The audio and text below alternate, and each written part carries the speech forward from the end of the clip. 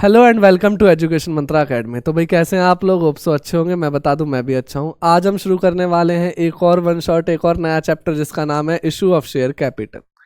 भाई खतरनाक चैप्टर है, बुक 2 का पहला चैप्टर है और टोटल 16 मार्क्स की कवरेज आपके एग्जाम में रखता है। ठीक है, तो पहले तो हम इस बुक के बारे में बात कर लेते हैं कि भाई ये जो बुक है वो कितने मार्क्स की आपके एग्जाम में आएगी। तो जो बुक 2 है वो आपके एग्जाम में 24 मार्क्स की आने वाली है, जिसमें केवल 2 ही चैप्टर है, एक शेयर है और एक डिबेंचर है। कहने को तो 2 चैप्टर है बट सबसे ज्यादा रुलाने वाली बुक यही है। ठीक है, अब जो शेयर चैप्टर है वो उसकी वेटेज लगभग 16 मार्क्स की हम मान के चलते हैं और डिबेंचर की वेटेज 8 मार्क्स की मान के चलते हैं। +2 -2 हो सकता है, कभी शेयर 14 का आ गया, डिबेंचर 10 का आ गया, या डिबेंचर 6 का आ गया और शेयर 18 का आ गया। वो हमेशा चल सकता है। मेनली वेटेज इसकी यही रहेगी, शेयर 16 मार्क्स का और डिबेंचर 8 मार्क्स के। तो आज हम शुरू करने वाले हैं शेयर चैप्टर को, आपकी कंपनीज अकाउंट का बेस। तो पहले हम इसके थ्योरी वर्जन को देखेंगे, फिर उसके बाद हम प्रैक्टिकल क्वेश्चनों पे स्विच होंगे। तो चलो सबसे पहले हम जानते हैं कि कंपनी क्या होती है। देखो, कंपनी हर एंटिटी जो किसी भी कंपनी एक्ट में जाके इनकॉर्पोरेट हुई हो उसे हम कंपनी कह देते हैं।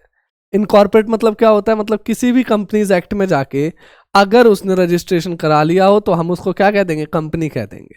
ठीक है, अब कंपनीज एक्ट इस टाइम तो 2013 चल रहा है, उससे पहले भी काफी सारे कंपनीज एक्ट आ चुके हैं, तो जरूरी नहीं है इसी टाइम वो इनकॉर्पोरेट हो। किसी भी कंपनी एक्ट के अंदर जाके अगर उसने इनकॉर्पोरेशन कराया होगा तो उसको हम क्या बोलेंगे? भाई तो कंपनी है। ठीक है, तो आ जाओ डेफिनेशन पे। Company means a company incorporated under the companies act 2013 और एनी प्रीवियस कंपनी लॉ। तो क्या करें, अभी कंपनी का जो मतलब है वो इनकॉर्पोरेट होना चाहिए अंडर द कंपनीज एक्ट 2013, मतलब जो अभी आज की डेट में चल रहा है, या एनी प्रीवियस कंपनी एक्ट, किसी भी प्रीवियस कंपनीज एक्ट के अंदर अगर वो उसका रजिस्ट्रेशन हो चुका होगा तो हम उसको क्या बोल देंगे? कंपनी बोल देंगे। ठीक है, a company is an artificial person. देखो, लॉर्ड जस्टिस हेनरी ने ये डेफिनेशन दी है, company is an artificial person created by law having separate legal entity with a perpetual succession and a common seal. इन्होंने क्या करा, जो कंपनी की कैरेक्टरिस्टिक्स थी उनका इस्तेमाल करते हुए डेफिनेशन दे दी। ठीक है, तो कैरेक्टरिस्टिक्स अभी हम अगले पेज में पढ़ेंगे, तो इन सारी बातों का आपको मतलब पता चलेगा। ठीक है, तो वैसे आर्टिफिशियल पर्सन क्या होता है? Separate legal entity, perpetual succession, common seal, ये सब कैरेक्टरिस्टिक्स या फिर फीचर ऑफ अ कंपनी है। तो भाई देखते हैं अगले पेज पे कैरेक्टरिस्टिक्स और फीचर्स ऑफ द कंपनी। तो देखो, सबसे पहला फीचर इसका क्या है? ये इनकॉर्पोरेशन, यानी इनकॉर्पोरेट होती है। इनकॉर्पोरेट का मतलब कि भाई कंपनी का रजिस्ट्रेशन होना जरूरी है। जैसे देखो, पार्टनरशिप में हम डीड बनाते थे नहीं बनाते थे उससे कोई मतलब नहीं है। ऐसी रजिस्ट्रेशन कराओगे या नहीं कराओगे उससे भी कोई मतलब नहीं है। अगर आपने रजिस्ट्रेशन करा रखा है तो ठीक है, नहीं करा रखा तो भी ठीक है, पार्टनरशिप वैलिड है। बट कंपनी ऐसा नहीं है। कंपनी में अगर आप किसी कंपनीज एक्ट में जाके इनकॉर्पोरेट हुए हो तभी वो कंपनी है। अगर आपने किसी भी कंपनीज एक्ट में जाके इनकॉर्पोरेशन नहीं कराया मतलब कि वो कंपनी नहीं है। ठीक है, तो पहला, कंपनी का क्या होना चाहिए? जन्म होना चाहिए, यानी कंपनी का रजिस्ट्रेशन होना चाहिए। ठीक है, सेकंड है सेपरेट लीगल एंटिटी। ये सेपरेट लीगल एंटिटी क्या होता है कि भाई ओनर अलग, यानी शेयर होल्डर अलग और कंपनी अलग। सॉरी, एक सेकेंड, ओनर अलग और कंपनी अलग। ठीक है, कंपनी एक अलग एंटिटी है और शेयर होल्डर अलग एंटिटी है, डायरेक्टर्स अलग एंटिटी है। तो वो कहता है भाई सेपरेट लीगल एंटिटी ये कहता है कि भाई ओनर और कंपनी आपस में अलग अलग हैं। ठीक है, थर्ड नंबर पे आता है कि ये क्या, एक परपेचुअल सक्सेशन है। परपेचुअल सक्सेशन मतलब कि कंपनी अमर है, कभी खत्म नहीं होगी, चलती जाएगी। जैसे पार्टनरशिप में 2 पार्टनर हैं, ए और बी, मान लो बी की डेथ हो जाती है तो क्या ए अकेला पार्टनरशिप चला सकता है? नहीं। बट कंपनी में अगर किसी शेयर होल्डर की डेथ हो जाती है फिर भी वो कंपनी चलती रहती है। डेथ हो गई, इंसॉल्वेंसी हो गई, रिटायरमेंट हो गई, तो उससे कोई फर्क नहीं पड़ता, वो कंपनी चलती रहती है। कंपनी क्या है? अमर है। ठीक है, एक कंपनी की कॉमन सील होती है। अब देखो, हमने कहा कि भाई ये सेपरेट लीगल एंटिटी होती है। सेपरेट लीगल एंटिटी का मतलब कि भाई जो शेयर होल्डर है वो तो भाई पर्सन है ही, कंपनी भी एक पर्सन है जिसको हम आर्टिफिशियल पर्सन के नाम से जानते हैं। अब आर्टिफिशियल पर्सन क्या होता है? आर्टिफिशियल पर्सन वो पर्सन होता है जो पर्सन्स की तरह किसी के ऊपर केस भी कर सकता है, उसके ऊपर केस हो भी सकता है, ठीक है, और वो किसी भी कॉन्ट्रैक्ट में जा सकता है, ठीक है। तो अब भाई कॉन्ट्रैक्ट वगैरह मत जाने के लिए तो उसको सिग्नेचर करने पड़ेंगे, तो कंपनी के पास क्या होती है, कॉमन सील होती है, जो कि उसके एज अ सिग्नेचर की तरह काम करते हैं, ठीक है। लिमिटेड लाइबिलिटी, पार्टनरशिप की तरह इसमें लाइबिलिटी अनलिमिटेड नहीं होती।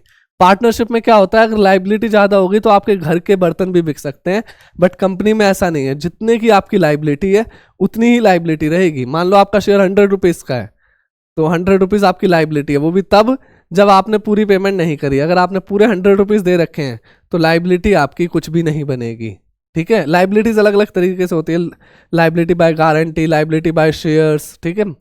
तो आ जाओ अगला, transfer of shares. Transfer of shares का क्या मतलब होता है, जैसे पार्टनरशिप में ए बी सी 3 पार्टनर हैं, सी चाहता है कि उसका दोस्त आ जाए और मैं रिटायर हो जाऊं, ठीक है। सी का रिटायर होना तो सी के हाथ में है, बट सी का दोस्त आना सी के हाथ में नहीं है। वो अपने शेयर को ट्रांसफर नहीं कर सकता जब तक ए और बी हाँ ना बोले, ठीक है। बट कंपनी में ऐसा नहीं है, आज मेरे पास शेयर है, आप कल किसी को भी उस शेयर को बेच सकते हो, तो ट्रांसफर ऑफ शेयर बड़ा ही आसान है। तो ये सब क्या है, फीचर्स ऑफ द कंपनी या फिर कैरेक्टरिस्टिक्स ऑफ द कंपनी। तो कितनी कैरेक्टरिस्टिक्स हैं, 1 2 3 4 5 6 और एक और बताया 7, तो टोटल 7 कैरेक्टरिस्टिक्स हैं। पहला इनकॉर्पोरेशन, दूसरा आर्टिफिशियल पर्सन या फिर सेपरेट लीगल एंटिटी, तीसरा परपेचुअल सक्सेशन या सॉरी चौथा, पांचवा कॉमन सील, छठा लिमिटेड लाइबिलिटी और सातवां ट्रांसफरेबिलिटी ऑफ शेयर्स। चलिए इसको ही पढ़ लेते हैं थोड़ा। कह रहा है incorporated association, a company comes into existence, मतलब कंपनी तभी बनती है थ्रू ऑपरेशन ऑफ लॉ। किससे बनती है, ऑपरेशन किसके, लॉ के through. Incorporation of a company under company law is must, तो कह रहा है इनकॉर्पोरेशन कंपनी का तभी होगा जब वो कंपनी लॉ के अंदर रजिस्ट्रेशन कराएगी, ठीक है। तो सेकंड इसका क्या है, separate legal entity. A company is an artificial person, company क्या है, एक आर्टिफिशियल पर्सन है। तो अभी मैंने बताया कि आर्टिफिशियल पर्सन वो पर्सन होता है जो कि ह्यूमंस की तरह नहीं दिखता, बट ह्यूमन की तरह सारे काम कर सकता है।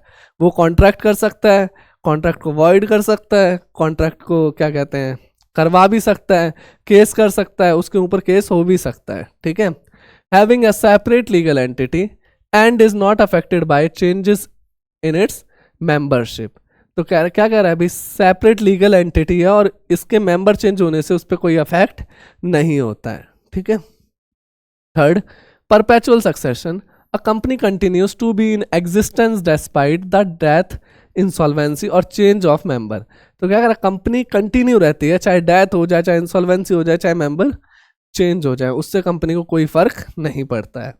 Common seal, being an artificial person a company can not sign the document like natural person. तो क्या कह रहा है भाई, एक आर्टिफिशियल पर्सन है तो कंपनी साइन तो कर नहीं सकती, तो इसलिए भाई कंपनीज एक्ट के तहत उसको क्या मिलती है, कॉमन सील मिलती है, जिसके थ्रू वो आपने स्टैंप नहीं देखी है, वो स्टैंप लगा के कंपनी के सिग्नेचर के बराबर ही उसकी वैल्यू होती है, ठीक है। Limited liability, the liability of every share holder is limited to the amount he has agreed to pay to the company in the share allotted to him. कह रहा है लाइबिलिटी लिमिटेड है, उतनी ही लिमिटेड है जितनी की आपने पहली बार शेयर खरीदते टाइम एग्री हुए थे, ठीक है। 6, ट्रांसफर ऑफ शेयर, आप शेयर्स को ट्रांसफर कर सकते हो। Shares of a company are freely transferable in the case of companies listed on a stock exchange, ठीक है। अगर कंपनी स्टॉक एक्सचेंज पे लिस्टेड है तो आप बड़े आसानी से शेयर ट्रांसफर कर सकते हो। फॉर एग्जांपल मैंने आज रिलायंस के शेयर खरीदे, अब मेरे को लग रहा है नहीं ये कोई प्रॉफिट नहीं देगा, तो मैं क्या करूँगा, उस रिलायंस के शेयर को बेच दूंगा। जैसे ही मैंने बेचे और आपने उस शेयर को खरीद लिया, तो क्या हो गए, शेयर ट्रांसफर हो गए, ठीक है। तो उससे कंपनी को कोई फर्क नहीं पड़ेगा। तो चलो अब देखते हैं difference between companies and partnership. तो देखो बड़ा ही आसान डिफरेंस है, वहां पे इनकॉर्पोरेशन जरूरी था नहीं था, यहाँ पे इनकॉर्पोरेशन जरूरी है, ठीक है। वहां पे पार्टनरशिप एक्ट 1932 लगता था, यहाँ पे कंपनीज एक्ट 2013 लग रहा है, ठीक है। यहाँ पे भाई मिनिमम 2 मेंबर थे, मैक्सिमम 50 जाते थे। यहाँ पे अलग अलग कंपनी के अलग अलग मेंबर्स हैं। वहाँ पे लाइबिलिटी अनलिमिटेड होती थी, मतलब घर के बर्तन भी बिक सकते थे, बट यहाँ पे ऐसा कुछ नहीं है, जितने की आपने गारंटी ली है उतने ही की लाइबिलिटी आपके ऊपर चढ़ेगी, ठीक है। तो चलो एक बार देख लेते हैं इसको। मोड ऑफ फॉर्मेशन, क्या पार्टनरशिप में हमने कोई मोड ऑफ फॉर्मेशन पढ़ा था कि यार नहीं, मेरे को रजिस्ट्रेशन कराना ही है तभी मैं पार्टनरशिप कर सकता हूँ। पार्टनरशिप में तो हमने ये पढ़ा था, दो या दो से ज़्यादा पर्सन्स अगर अपने प्रॉफिट और लॉस को बांटने के लिए तैयार हो गए, ठीक है, चाहे एक्ट एक कर रहा हो चाहे उसकी जगह सारे एक्ट कर रहे हो, उसको हम क्या कह देते हैं, पार्टनरशिप कह देते हैं। तो वहाँ पे कोई रजिस्ट्रेशन नाम का वर्ड तो था ही नहीं, ठीक है। बट कंपनी की डेफिनेशन में ही है कि कंपनी हम उसे ही कहेंगे जो कंपनीज एक्ट के अंदर रजिस्टर्ड होके आएगा, ठीक है। तो इधर मोड ऑफ फॉर्मेशन में वो कह रहा है it is a setup by an agreement among the partners. तो कह रहा है एक एग्रीमेंट से ही वो क्या हो जाता है, सेटअप हो जाता है। Registration is not compulsory under the Indian partnership act 1932। तो क्या कह रहा है भाई, रजिस्ट्रेशन कंपलसरी नहीं है। It is a setup by an registration under the companies act 2013 और एनी प्रीवियस एक्ट। अब ये देखो एनी प्रीवियस एक्ट क्या है, जैसे जियो आई, ठीक है, रिलायंस जियो 2013 के बाद ही आई है, ठीक है। अभी कुछ साल पहले जब उसने फ्री नेट बांटा था तभी तो जियो की शुरुआत हुई थी, तो वो रजिस्ट्रेशन कब हुआ होगा, 2013 के बाद हुआ होगा, यानी उसने कंपनीज एक्ट 2013 में रजिस्ट्रेशन कराया होगा। वही टाटा कार है या टाटा स्टील है, टाटा मोटर्स है, ठीक है, उन्होंने कब रजिस्ट्रेशन कराया, क्या वो 2013 की कंपनी है? नहीं, वो तो काफ़ी पुरानी कंपनी है। तो उन्होंने किसी भी प्रीवियस कंपनीज एक्ट में जाकर रजिस्ट्रेशन कराया होगा, ठीक है, बट रजिस्ट्रेशन जरूरी है। क्लियर है? आ जाओ, रेगुलेटरी एक्ट, कौन सा एक्ट रेगुलेट, मतलब कि रेगुलेट करता है इसे, द इंडियन पार्टनरशिप एक्ट 1932 और कंपनी को द कंपनीज एक्ट 2013। भाई नंबर ऑफ मेंबर्स मिनिमम 2 होते हैं और मैक्सिमम कितने होते हैं, 50। यहाँ पे अलग अलग कंपनी की अलग अलग स्कीमें होते हैं, जैसे देखो 1 person company, private company, public company. तो देखो अगर वो पब्लिक कंपनी है तो मिनिमम 7 होते हैं और मैक्सिमम नो लिमिट, आप मतलब इनफाइनाइट तक जा सकते हो, करोड़, 2 करोड़, 3 करोड़, कितने भी मेंबर हो सकते हैं। प्राइवेट कंपनी में मिनिमम 2 और मैक्सिमम 200। और 1 पर्सन कंपनी में, अब देखो नाम में ये 1 पर्सन, यानी मिनिमम भी 1 और मैक्सिमम भी कितना, 1, ठीक है।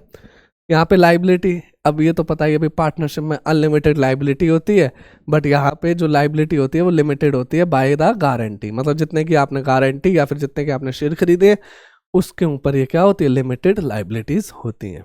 इजी है। चलो भाई चलते हैं अगले कुछ डिफरेंसेस पे। डिस्ट्रीब्यूशन ऑफ प्रॉफिट, अब हमने पार्टनरशिप में पढ़ा था कि भाई अगर डीड साइलेंट हो तो इक्वल बांट देंगे, नहीं तो डीड के हिसाब से बांटेंगे, बट कंपनी में ऐसा नहीं होता है। कंपनी में अगर प्रॉफिट हो रहा है तो बोर्ड ऑफ डायरेक्टर की मर्जी है, वो उसको बांटना चाहता है या नहीं बांटना चाहता।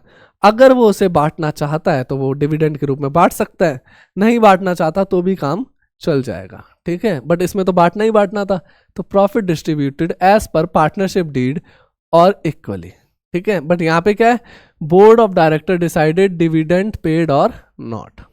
चलो audit, audit is not mandatory, यहाँ पे ऑडिट मैंडेटरी नहीं है। यहाँ पे ऑडिट क्या होता है, मैंडेटरी। ऑडिट क्या होते हैं, देखो हमने अकाउंट्स बनाए, अब हमको लगता है भाई, कंपनी को लगता है कि मेरे अकाउंट्स गलत हो सकते हैं और कंपनी में पैसा तो पब्लिक का लगा हुआ है, तो भाई गवर्नमेंट कहती है कि आपको ऑडिट कराना ही पड़ेगा, मतलब आपको उस अकाउंट्स को चेक कराना पड़ेगा किसी भी अनदर प्रोफेशनल पर्सन से। ये नहीं कि आपने बनाया आप ही चेक कर लो, किसी बाहर वाले प्रोफेशनल पर्सन यानी CS, CS, CMO से आपको क्या कराना पड़ेगा, ऑडिट कराना पड़ेगा, ठीक है, उसे ऑडिट कहते हैं। तो पार्टनरशिप में देखो पार्टनर के ऊपर है, अगर उसकी मर्जी है तो वही वो ऑडिट करा सकता है और नहीं है तो कोई ज़रूरत नहीं है, बट कंपनी में आपको ऑडिट कराना ही पड़ेगा। मैनेजमेंट, वहाँ पे जो मैनेज करते थे बिजनेस को वो पार्टनर ही करके चलते थे, बट यहाँ पे जो बिजनेस को मैनेज करते हैं वो कौन करता है, डायरेक्टर मैनेज करते हुए चलते हैं, ठीक है। स्टेबिलिटी, स्टेबिलिटी, अब एक बात बताओ, अगर पार्टनरशिप में डेथ, रिटायरमेंट वगैरह हो जाती है तो हो सकता है कि पार्टनरशिप बंद हो जाए, बट कंपनी में तो ऐसा नहीं है, ठीक है। कंपनी में कोई मर जाए, खप जाए, हमें उससे कोई मतलब नहीं, कंपनी क्या होगी, चलती रहेगी, क्योंकि ये क्या है, परपेचुअल सक्सेशन के साथ है, ठीक है। तो it is affected by death, retirement और insolvency of a partners, share holders death, insolvency और transfer of share does not affective and continuity of the companies. Clear है भाई यहां तक? चलो अब देखते हैं भाई कंपनी कितने तरीके की होती हैं। तो भाई कंपनी जो होती है वो केवल 3 तरीके की होती है। पहला 1 पर्सन कंपनी, दूसरा प्राइवेट कंपनी, तीसरा पब्लिक कंपनी, ठीक है। अब ये 1 पर्सन कंपनी क्या होती है, जहां पे मिनिमम और मैक्सिमम मेंबर एक ही होता है, एक से ज़्यादा ना आप मेंबर रख सकते हो, ना एक से ज़्यादा क्या कहते हैं शेयर होल्डर रख सकते हो। मेंबर और शेयर होल्डर एक ही होते हैं, मतलब वो एक ही पर्सन के साथ कंपनी चलती रहेगी। अब ऐसा क्यों होता है? छोटे बिजनेसेस को प्रमोट करने के लिए किया जाता है, ठीक है। तो यहाँ पे उन्होंने कुछ कंडीशन रखे हैं कि भाई टर्नओवर 2 करोड़ के से ज़्यादा नहीं होनी चाहिए, ऐसी कुछ कंडीशन रखी हो। 50 लाख की पेड अप कैपिटल से ज़्यादा बिजनेस नहीं जाना चाहिए, ठीक है। तो वो किस में चला जाएगा? 1% कंपनी के अंदर चला जाएगा, ठीक है। प्राइवेट कंपनी क्या होती है? जहाँ पे आपके मिनिमम मेंबर 2 और मैक्सिमम मेंबर 200 हो, शेयर ट्रांसफर पे रिस्ट्रिक्शन हो, ठीक है। रिस्ट्रिक्शन मतलब होता है कि केवल रोक है, अगर कुछ सरकमस्टांसेस ऐसे हो सकते हैं जहां पे उनको शेयर ट्रांसफर करने दिया जाएगा, ठीक है। और तीसरी चीज कि भाई आप पब्लिक इशू नहीं कर सकते, मतलब पब्लिक से पैसे नहीं मांग सकते, ये प्रोहिबिट है। प्रोहिबिट मतलब होता है कि अब आप कुछ भी कर लो, किसी से भी परमिशन ले आओ, ये आप कर ही नहीं सकते, ठीक है। वैसे भी प्राइवेट कंपनी है तो भाई पब्लिक कंपनी तो नहीं बन सकती जो पब्लिक से इशू करे। तो अगर आपसे पूछा जाए तो भाई प्राइवेट कंपनी किसे कहते हैं? तो जब भी 200 मिनिमम मेंबर 2 और मैक्सिमम मेंबर 200 तक जाते हैं तो उसे हम कहते हैं प्राइवेट कंपनी। सेकेंड चीज, शेयर ट्रांसफर पे रिस्ट्रिक्शन होनी चाहिए। थर्ड चीज, पब्लिक इशू वो नहीं कर सकती, ठीक है।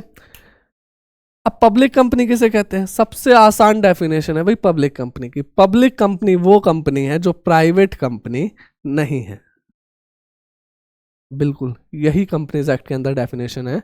पब्लिक कंपनी वो कंपनी है जो कि प्राइवेट कंपनी नहीं है।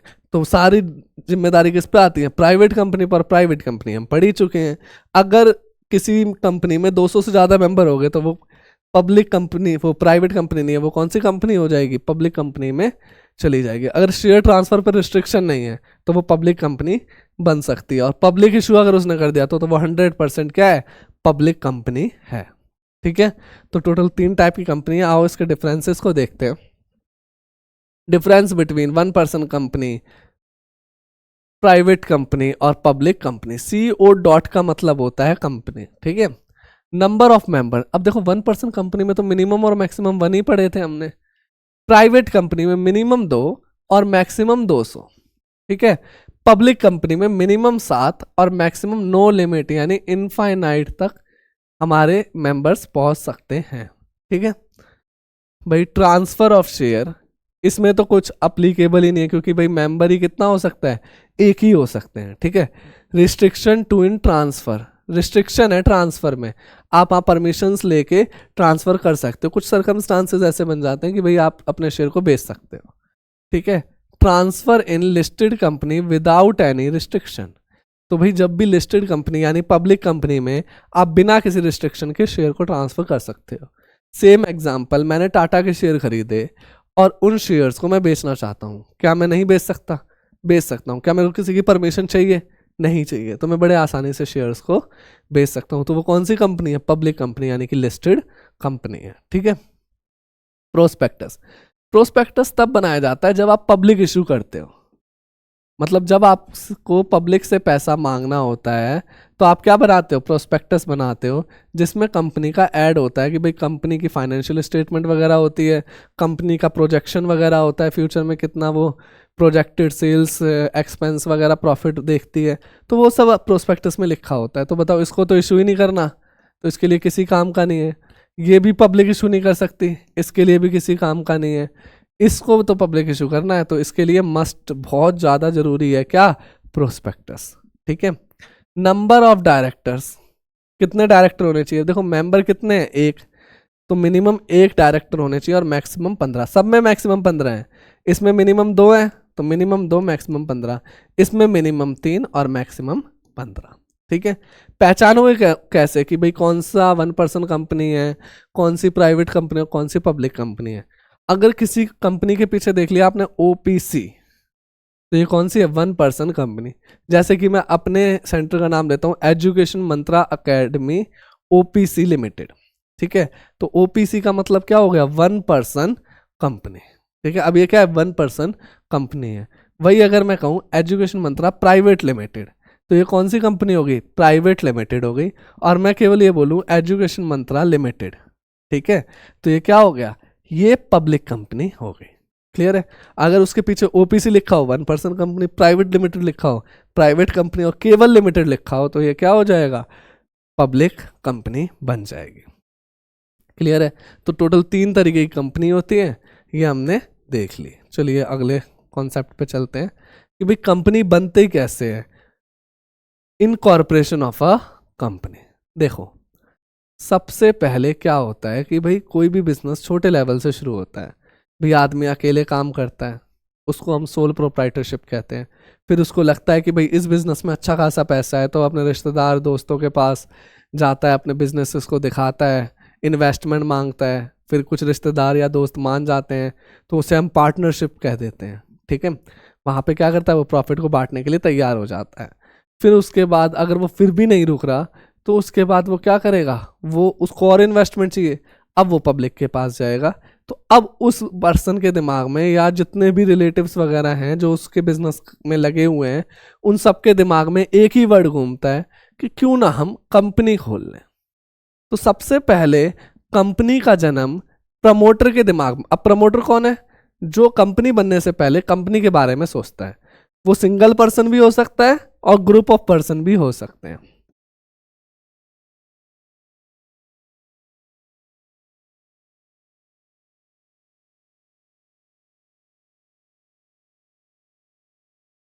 ठीक है, तो भाई जिसके दिमाग में सबसे पहले चलता है कि भाई कंपनी है क्या, मेरे को कंपनी बनानी है, मेरे को पब्लिक से पैसे लेकर अपने बिजनेस को बड़ा करना है, तो वो पर्सन कौन कहलाता है? प्रमोटर कहलाता है। बेशक सिंगल पर्सन हो चाहे ग्रुप ऑफ पर्सन हो।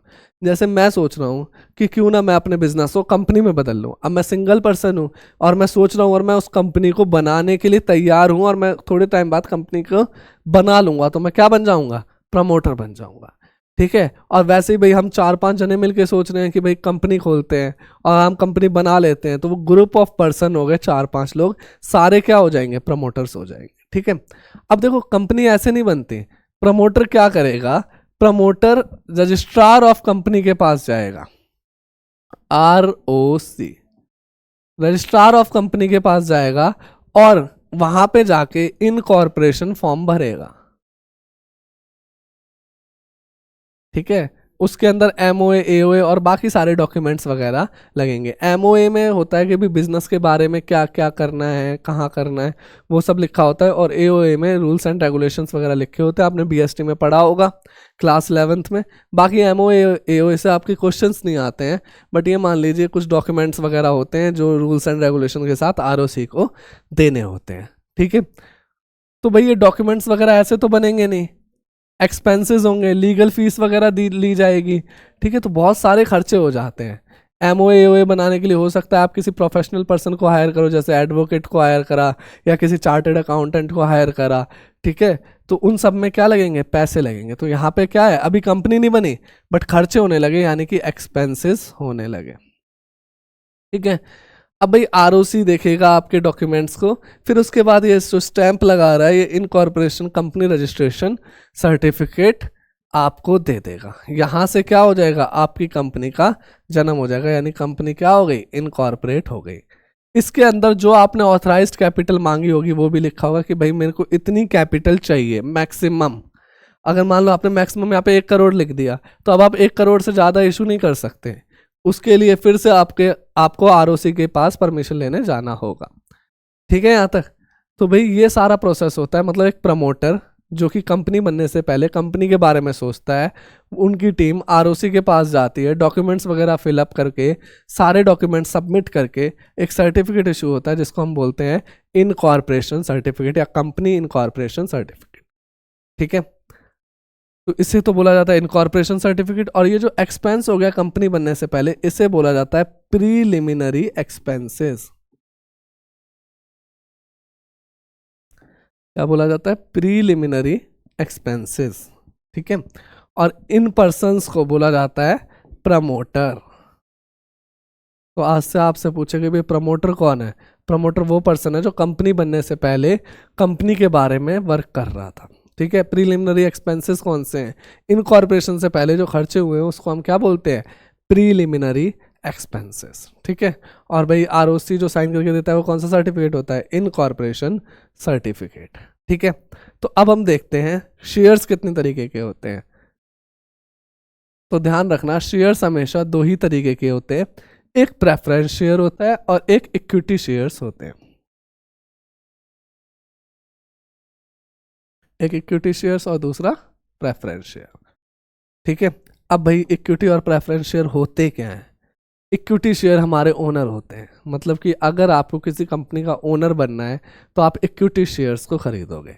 बट अगर आपको ओनर ना बन के केवल कंपनी के बेनिफिट्स उठाने हैं, जैसे कि भाई मेरे को फिक्स डिविडेंड मिल जाए, ठीक है, जब कंपनी बंद हो तो मेरे पैसे पहले निकल जाए कंपनी से, और भी बहुत सारे बेनिफिट्स वगैरह, डिविडेंड मेरे को पहले मिले, केवल आपको एज अ बेनिफिट्स के लिए जाना है तो आप प्रेफरेंस शेयर ले सकते हो, ठीक है।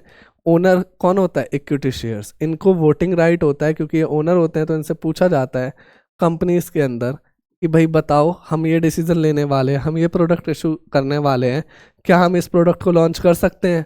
तो इक्विटी वाले वोटिंग करते हैं, ठीक है, बट प्रेफरेंस वाले नहीं करते, वो केवल पैसे लगा के छोड़ देते हैं। क्लियर है। तो चलो भाई दोनों के बीच में डिफरेंस देखते हैं। वोटिंग राइट, तो प्रेफरेंस के पास तो किसी भी तरीके का वोटिंग राइट नहीं होता, ठीक है, do not enjoy any voting right. But equity के पास generally equity share holder enjoy voting rights, इनके पास क्या होते हैं, वोटिंग राइट्स होते हैं।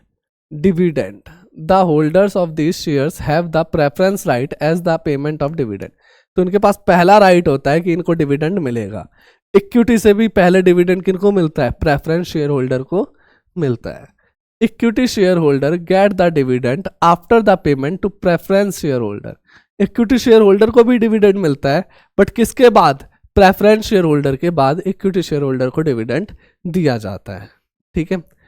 रीपेमेंट ऑफ कैपिटल, भाई कैपिटल की रीपेमेंट कैसे होती है, मान लो आज कंपनी बंद होती है तो भाई कैपिटल की रीपेमेंट कैसे होगी, सबसे पहला पैसा प्रेफरेंस शेयर होल्डर को दिया जाएगा।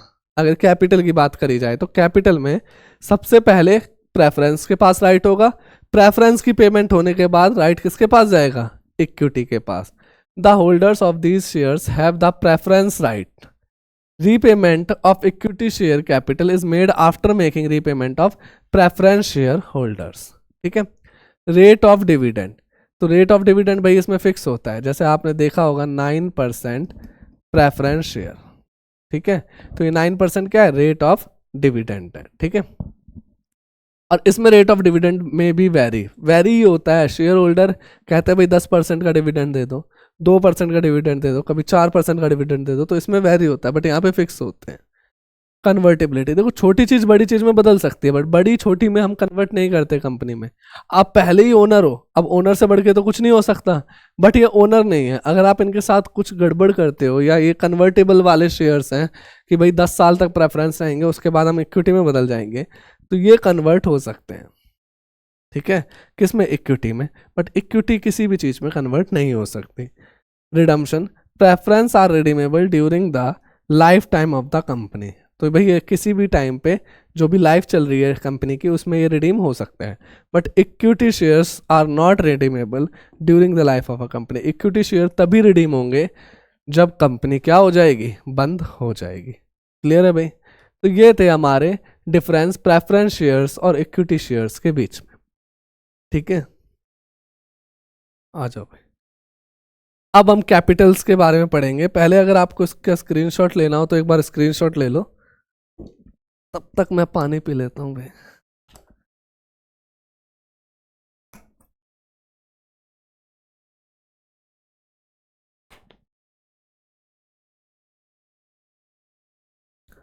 ठीक है, अब पढ़ते हैं कैपिटल के बारे में। तो भाई वैसे तो शेयर कैपिटल कई तरीके की होती हैं, बट इन्होंने कैपिटल को कुल मिला के 5 भागों में बांटा हुआ है। पहली कैपिटल को नाम दिया ऑथराइज्ड कैपिटल, मतलब आपकी मैक्सिमम लिमिट जो कि आरओसी द्वारा जो आपने मांगी थी और आरओसी द्वारा वेरीफाइड है, इससे ज़्यादा पैसे आप इशू ही नहीं कर सकते, वो क्या होती है, ऑथराइज्ड कैपिटल होती है, ठीक है।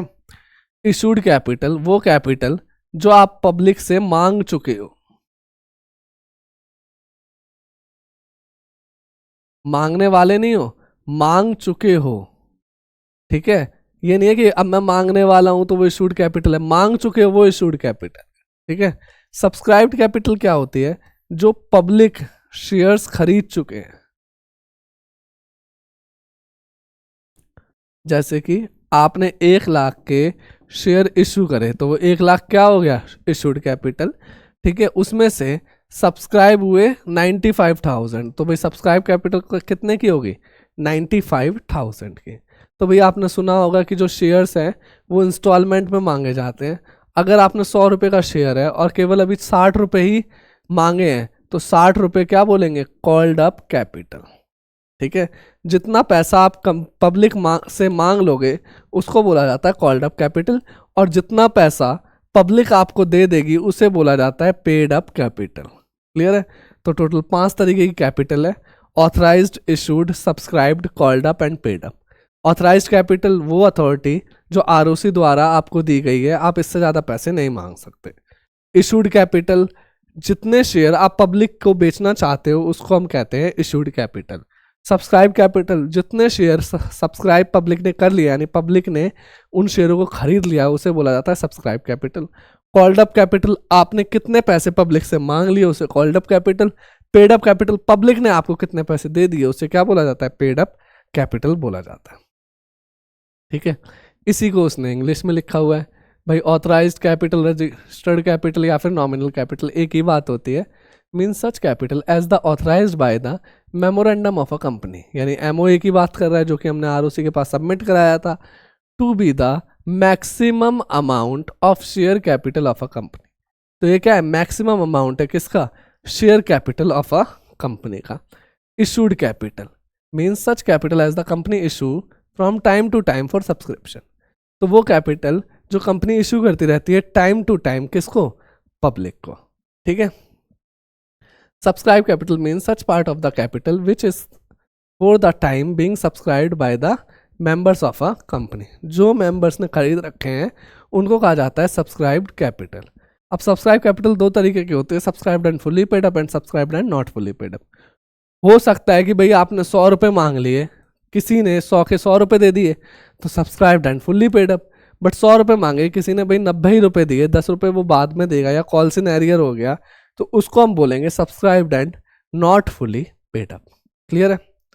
तो भाई ये हमारी 3 मेन कैपिटल है। हमेशा ध्यान रखना, कई बार पेपर में इक्वेशंस बन के आ जाती है एमसीक्यू में, ऑथराइज्ड कैपिटल सबसे बड़ी होती है या फिर बराबर होती है किसके? इशूड कैपिटल के, ठीक है। इशूड कैपिटल बड़ी होती है, बराबर होती है किससे?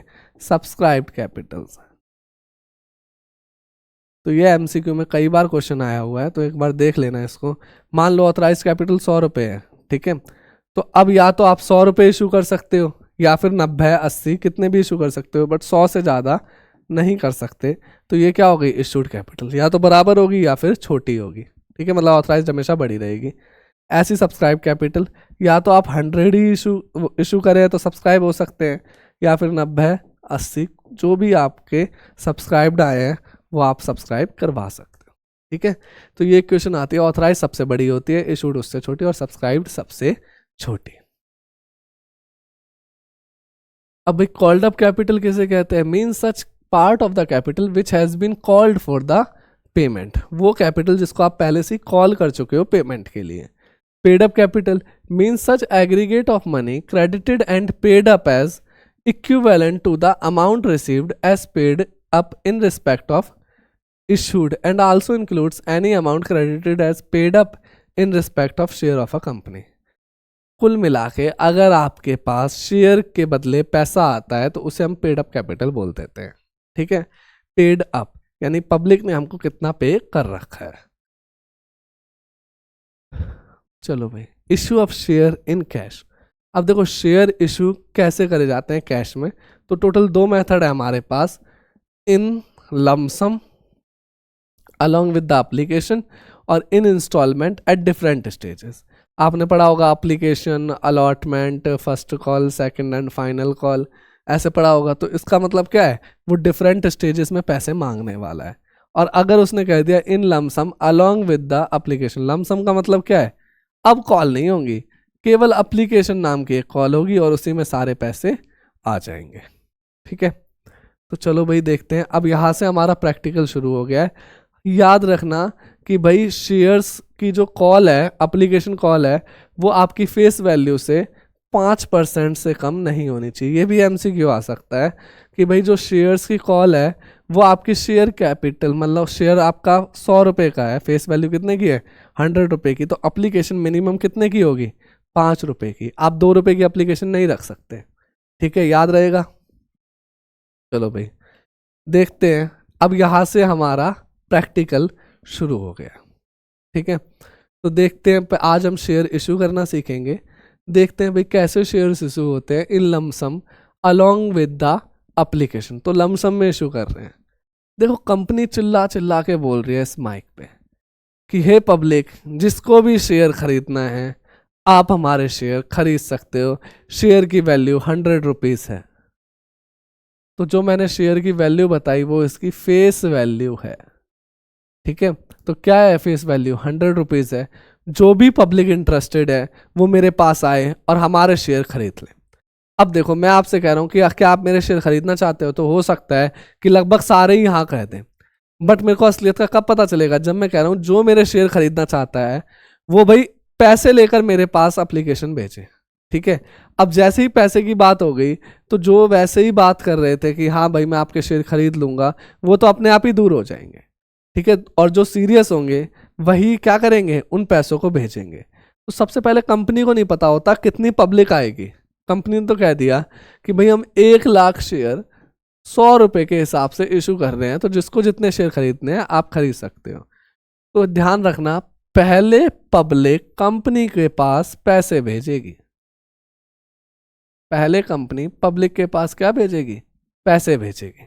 ठीक है, फिर कंपनी देखेगी कि भाई मैं तो 1 ही लाख इशू कर सकती हूँ, ज़्यादा आए तो वापस कर दो और कम आए तो भाई उतने में ही काम चलाना पड़ेगा। मैक्सिमम मतलब मिनिमम कितने कमा सकते हैं 90%। ठीक है, मिनिमम सब्सक्रिप्शन कितने का है 90%, या 90,000 तक शेयर अगर आए तो मैं इशू कर सकता हूँ।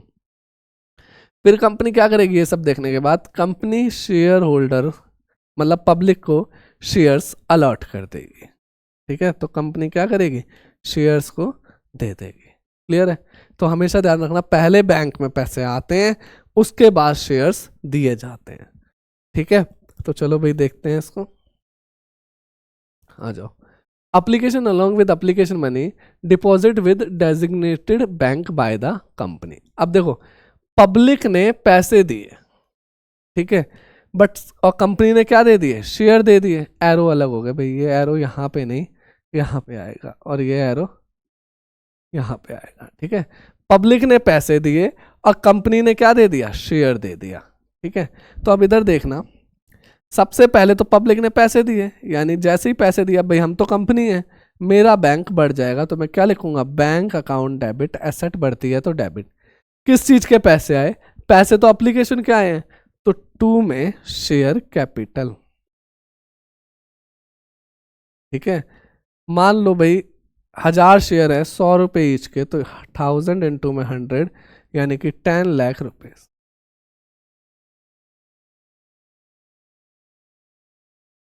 ठीक है यहाँ तक। अब इसके बाद सॉरी शेयर कैपिटल नहीं, शेयर एप्लीकेशन, एक सेकंड गलत हो गया। फिर से हमारे पास बैंक में पैसे आएंगे तो हम क्या लिखेंगे, बैंक अकाउंट डेबिट। किस चीज के पैसे आ रहे हैं, पैसे तो एप्लीकेशन के आ रहे हैं, तो 2 में शेयर एप्लीकेशन अकाउंट। ठीक है, अब एक बात बताओ, ये तो लमसम था, क्या बाद में पैसे आएंगे, मतलब बाद में और इंस्टॉलमेंट्स आएंगी, नहीं, तो अलॉटमेंट तो मैं कर ही नहीं पाऊंगा। तो जब भी लमसम होता है तो एप्लीकेशन और अलॉटमेंट साथ साथ करते हैं। ठीक है, तो यहाँ पे 2 में शेयर एप्लीकेशन एंड अलॉटमेंट। अगर ये इंस्टॉलमेंट बेस होता तो केवल एप्लीकेशन लिखते, अलॉटमेंट को बाद में लिखते। 1000 शेयर्स 100 रुपीज ईच, कितना हो गया 10 लाख और 10 लाख। इजी है। ठीक है, अब इसके बाद देखना क्या करोगे भाई, कब पब्लिक ने तो पैसे दे दिए, अब आपकी बारी है क्या देने की, शेयर्स देने की। तो अब आप शेयर्स दो, ये एप्लीकेशन और अलॉटमेंट नाम की लाइबिलिटी खत्म हो जाएगी। ठीक है, लाइबिलिटी कम होती है तो डेबिट, 2 में शेयर कैपिटल। ठीक है, अगर आप इक्विटी दे रहे हो तो equity share capital, preference share दे रहे हो तो प्रेफरेंस शेयर कैपिटल। कितने थे भाई, 10 लाख और 10 lakh. Being application money received और बीइंग, यहाँ पे क्या लिखोगे, बीइंग एप्लीकेशन मनी रिसीव्ड और यहाँ पे application money transfer to share capital. Easy है। तो इस तरीके से आप लमसम में इशू करते हो। ठीक है, तो आ जाओ भाई, लमसम का एक क्वेश्चन है हमारे पास। Grand marketing limited issued 2,50,000 equity share 10 rupees each. तो देखो सबसे पहले हम एक चार्ट सा बना लेंगे ताकि हमको बार बार क्वेश्चन ना पढ़ना पड़े। 2,50,000 शेयर्स इशू करे 10 rupees each to public, all amount have been received in lump sum, यानी कि सारे के सारे 10 रुपए एप्लीकेशन पे ही आ जाएंगे। पास necessary general entries in the books of the company. तो हमेशा ध्यान रखना, चाहे एंट्री 1 हो, चाहे 2 हो, चाहे 50 हो, आपको जनरल एंट्री के फॉर्मेट में ही करना है। मैं उसको अलग तरीके से मतलब वैसे ही कर देता हूँ। देखो पहले पब्लिक मेरे को पैसे देगी तो मैं क्या लिखूंगा, बैंक अकाउंट डेबिट। ठीक है, 2 में किस चीज़ के पैसे आ रहे हैं, एप्लीकेशन के। बट आपको पता है कि अब एप्लीकेशन के बाद मेरे पास अलॉटमेंट नहीं आएगी, तो मैं क्या लिखूंगा, 2 में share application and allotment. Lump sum में एप्लीकेशन और अलॉटमेंट साथ साथ हो जाते हैं। ठीक है भाई, 2.5 लाख शेयर थे, 10 रुपए के हिसाब से कितना हो गया, 25 लाख और 25 लाख। ठीक है, तो being application money received.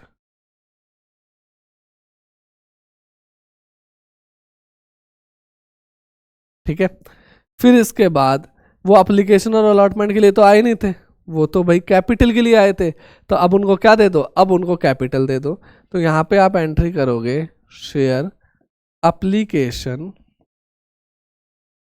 And allotment account debit 2 में शेयर कैपिटल।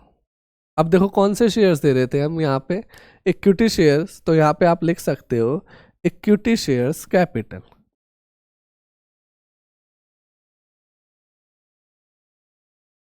ठीक है, कितना, 25 लाख और 25 लाख, बस खत्म हो गया क्वेश्चन। ठीक है, तो लमसम में केवल 2 ही एंट्री होंगी, बैंक अकाउंट डेबिट 2 में शेयर एप्लीकेशन एंड अलॉटमेंट, और फिर शेयर एप्लीकेशन एंड अलॉटमेंट 2 में शेयर कैपिटल। अब देखो जब हम क्लास 11th में थे तो हमने एक एंट्री पढ़ी थी, जब हम बिजनेस स्टार्ट करते थे, बैंक अकाउंट डेबिट 2 में शेयर बैंक अकाउंट डेबिट 2 में कैपिटल। यही एंट्री पढ़ी थी 11th क्लास में, कैश 2 में कैपिटल। यहाँ पर भी वही एंट्री हो रही है, अगर आप ध्यान से देखोगे। ठीक है, ये ब्लिंक ब्लिंक वाली जो लाइन है, एक सेकंड कलर दूसरा ले लेता हूँ। ये जो ब्लिंक ब्लिंक वाली लाइन है, ये एक बार डेबिट हो रही है और एक बार क्या हो रही है, क्रेडिट हो रही है। इसका मतलब क्या है कि भाई ये तो क्लोज ही हो गया, डेबिट और क्रेडिट, तो देखो क्या हो गया, क्लोज हो गया। ठीक है, और बैंक डेबिट हो रहा है और कैपिटल क्या हो रही है, क्रेडिट। तो हम वही एंट्री कर रहे हैं, बस एक प्रोसेस आपके साथ आ गया है, तो उस प्रोसेस को क्या करना पड़ रहा है, फॉलो करना पड़ रहा है। ठीक है भाई, यहाँ तक। एक सेकंड पेन सेलेक्ट कर, ठीक है, चलो भाई आगे चलते हैं। अब इन इंस्टॉलमेंट एट डिफरेंट स्टेजेस देखते हैं। तो देखो सबसे पहले डिफरेंट स्टेजेस, यानी कि भाई पब्लिक क्या करेगी, कंपनी के पास पैसे भेजेगी जब कंपनी बोलेगी कि भाई मैं शेयर इशू कर रहा हूँ, और कंपनी इनको एप्लीकेशन जितने शेयर्स दे देगी। अब देखो ये नहीं है कि भाई 100 के 100 रुपीज़ साथ आ रहे हैं, अगर 100 का शेयर है तो इंस्टॉलमेंट में आ रहे हैं, हो सकता है 10 रुपये यहाँ पे, 50 रुपये यहाँ पे और 40 रुपये यहाँ पे उसने मांग लिए। तो पहली कॉल को हम एप्लीकेशन कहते हैं, दूसरी कॉल को अलॉटमेंट कहते हैं, और तीसरी कॉल को फर्स्ट कॉल कहा जाता है। ठीक है, अगर तीसरी लास्ट है तो हम इसको फाइनल कॉल भी कह सकते हैं। तो इस तरीके से मांगेगा, बट हमेशा ध्यान रखना पहली बार जब भी पैसे आएंगे तो पब्लिक देगी कंपनी को, फिर कंपनी शेयर देगी, उसके बाद कंपनी पैसे मांगेगी, तो भाई हम पहले मांगने की एंट्री करेंगे, फिर पब्लिक हमें पैसे दे देगी। ठीक है भाई, पहली बार पब्लिक हमसे पैसे, मतलब पब्लिक हमें पैसे देगी, फिर हम शेयर देंगे। बाकी सारी कॉलम में हम पहले मांगेंगे, पब्लिक हमें देगी। ऐसा क्यों होता है भाई, पहले हम डिसाइडेड नहीं होते किन किन से मांगना है, तो पहले भाई हम सबसे मांग लेते हैं, जैसे ही पैसे आए हमको फिक्स पता चल गया इतने लोग आने वाले हैं, फिर हम अगली कॉल से हम मांगना चालू करेंगे। ठीक है, तो चलो भाई देखते हैं एप्लीकेशन मनी के लिए। तो देखो पहले एप्लीकेशन मनी है, पब्लिक हमको पैसे देगी, तो हम एंट्री क्या पास करेंगे भाई, बैंक अकाउंट डेबिट टू में शेयर एप्लीकेशन। बैंक एसेट है, बढ़ता है तो डेबिट, और एप्लीकेशन लाइबिलिटी होगी, बढ़ती है तो क्रेडिट। अब मान लो भाई 100 का शेयर था, 10 रुपये यहाँ मांग रहा है, 50 रुपये अलॉटमेंट पे मांगेगा और 40 रुपये फर्स्ट या फाइनल कॉल पे मांगेगा। ठीक है, अब वो एप्लीकेशन के लिए तो आया नहीं है, तो आप क्या दोगे भाई, शेयर कैपिटल दोगे उसको, शेयर एप्लीकेशन अकाउंट को डेबिट टू में इक्विटी शेयर कैपिटल। ठीक है, अब देखो एप्लीकेशन डेबिट कर दिया हमने, क्यों करा भाई डेबिट, क्योंकि वो पहले लाइबिलिटी बनाई थी, अब वो लाइबिलिटी नहीं रही, लाइबिलिटी का नाम क्या था, इक्विटी शेयर कैपिटल, तो उसको कैपिटल दे दिया। ठीक है, तो ऐसे ही अब देखते हैं ऑन अलॉटमेंट। अलॉटमेंट के टाइम पे क्या होगा, अब पब्लिक पैसे नहीं देगी, अब कंपनी देगी पैसे, किसको, पब्लिक को। ठीक है, कंपनी पैसे किसको देगी, पब्लिक को। ठीक है, यहां तक। फिर इसके बाद सॉरी एक सेकंड, कंपनी पैसे मांगेगी किससे, पब्लिक से। एक सेकंड, एक कॉल, कंपनी क्या करेगी, पैसे कॉल करेगी किससे, पब्लिक से। कंपनी ने पैसे किससे मांगे, पब्लिक से। फिर उसके बाद क्या होगा, पब्लिक इस पैसे को कंपनी पे दे देगी। ठीक है, तो ध्यान रखना पहली कॉल में पब्लिक हमें पैसे देती है, बट उसके बाद कंपनी पैसे मांगती है किससे, पब्लिक से। फिर पब्लिक जो है वो पैसे किसको दे देती है, कंपनी को। ठीक है, तो चलो भाई एंट्री देखते हैं इसकी, यहीं पे एंट्री कर देते हैं। तो देखो पहले मैं पैसे मांगूंगा, तो मांगने की एंट्री क्या करूंगा, शेयर अलॉटमेंट अकाउंट डेबिट। मांगने का मतलब ये मेरे लिए एसेट है, और एसेट बढ़ती है तो हम क्या करते हैं, डेबिट करते हैं। अब मेरे को पता है कि भाई वो लोग पैसे देने ही वाले हैं, तो उनको सीधा कैपिटल अलॉट कर देता हूँ, टू में शेयर कैपिटल। एक ही शेयर था भाई, हमारी अलॉटमेंट 50 रुपए की थी, तो 50 रुपए बीइंग अलॉटमेंट मनी ड्यू। ठीक है, इसके बाद क्या होगा, अलॉटमेंट तो भाई आप की आ जाएगी, तो जैसी अलॉटमेंट आएगी तो आप क्या करोगे, एसेट को कम कर दोगे। तो जैसे एसेट कम करेंगे तो शेयर अलॉटमेंट क्रेडिट हो जाएगा। और भाई किस चीज के लिए, मतलब क्या दे दिया भाई, पब्लिक ने पैसे दे दिए, तो यहाँ पे आप क्या करोगे, बैंक अकाउंट डेबिट। तो उल्टी एंट्री होगी, मतलब जो पहले होती थी बाद में और बाद वाली पहले। क्यों हुआ, पिछले केस में पहले हमारे पास पैसे आए, फिर कंपनी ने शेयर दिए, बट इस केस में पहले कंपनी ने पैसे मांगे, फिर पब्लिक ने पैसे दिए। ठीक है, क्योंकि भाई पब्लिक को तो नहीं पता होगा कि भाई कब पैसों की जरूरत पड़ेगी, तो उसी हिसाब से हम डील करेंगे। ठीक है, तो भाई पहले मांगने की एंट्री कर दी और फिर बैंक में आने की, देख लो एक बार, फिर आगे बढ़ते हैं। ठीक है भाई, चलो आगे चलते हैं। चलो अब हम अब हमारे पास है फर्स्ट कॉल। अब देखो फिर से हमारे पास एप्लीकेशन आ चुकी है, तो अब कंपनी कॉल करेगी पैसे किससे, पब्लिक से, यानी पैसे अब कॉल करे जाएंगे। फिर इसके बाद जो भी पब्लिक है वो कंपनी को क्या दे देगी, शेयर दे देगी। ठीक है, तो भाई हमारी फर्स्ट कॉल 40 रुपए की थी, तो भाई पहले मांगो share first call account debit to में शेयर कैपिटल। ठीक है, कितने रुपए मांगने हैं, 40 रुपए। फिर शेयर फर्स्ट कॉल तो एसेट है इसलिए डेबिट कर दिया, और शेयर कैपिटल उसको देनी थी तो इसलिए क्रेडिट कर दी, कैपिटल बढ़ती है तो क्रेडिट। अब भाई बैंक में पैसे आ जाएंगे, हाँ, तो आप क्या एंट्री करोगे, बैंक अकाउंट डेबिट टू में शेयर फर्स्ट कॉल। जो फर्स्ट कॉल एसेट थी वो खत्म हो गई और आपके बैंक में पैसे आ गए। ठीक है, तो चलो भाई इसका एक क्वेश्चन देख लेते हैं हम। आप फर्स्ट कॉल को फाइनल कॉल भी लिख सकते हो। Question, Akanksha leathers limited invited application for 10,000 shares. तो देखो सबसे पहले हम चार्ट बनाएंगे, 10,000 शेयर उसने इशू करे, 100 रुपीज ईच। एक शेयर कितने का था, 100 रुपए का। Payable as follow, 20 rupees on application, 30 rupees on allotment और 20 रुपीज ऑन फर्स्ट कॉल। तो भाई 20 रुपए उसने एप्लीकेशन पे मांगे, 30 रुपए उसने अलॉटमेंट पे मांगे और 20 रुपए उसने किस पे मांग लिए, फर्स्ट कॉल पे। ठीक है, and the balance on final call. तो देखो 20 और 30 50 और 20 70, 20 रुपये अभी भी बचे हुए हैं। किस पे मांग रहा है वो? फाइनल कॉल पर मांग रहा है।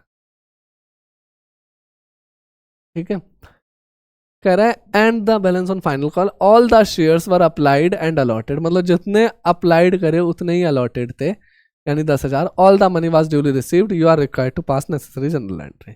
तो भाई आप पहले एप्लीकेशन पे एंट्री करोगे, फिर अलॉटमेंट पे एंट्री करोगे, फिर फर्स्ट कॉल की एंट्री करोगे और फिर फाइनल कॉल की एंट्री करोगे। तो देखना भाई, सबसे पहले पब्लिक पैसे देगी एप्लीकेशन के टाइम पे, तो आप एंट्री क्या करोगे? बैंक अकाउंट डेबिट टू में शेयर एप्लीकेशन। एप्लीकेशन नाम की एक लाइबिलिटी है, और लाइबिलिटी बढ़ती है तो हम क्या करते हैं? क्रेडिट करते हैं। तो भाई देखो 10,000 रुपये मांगे, वो सॉरी 10,000 शेयर थे, 20 रुपये के हिसाब से मांग लिए, तो 10,000 इंटू में 20 कितना हो गया? 2 लाख। ठीक है यहाँ तक। फिर इसके बाद share application account debit to में शेयर कैपिटल, ये कितना हो गया? 2 लाख और 2, खत्म हो गया। ठीक है, एप्लीकेशन लाइबिलिटी थी, खत्म होगी और उसको कैपिटल दे दिया। क्लियर है यहाँ तक? चलो भाई, फिर हम अलॉटमेंट के टाइम पे, अब पब्लिक पैसे नहीं देगी, अब हम अलॉटमेंट मांगेंगे उनसे। तो मांगने की एंट्री अलॉटमेंट मांग रहे हैं, यानी अलॉटमेंट एसेट है, तो share allotment account debit to में शेयर कैपिटल।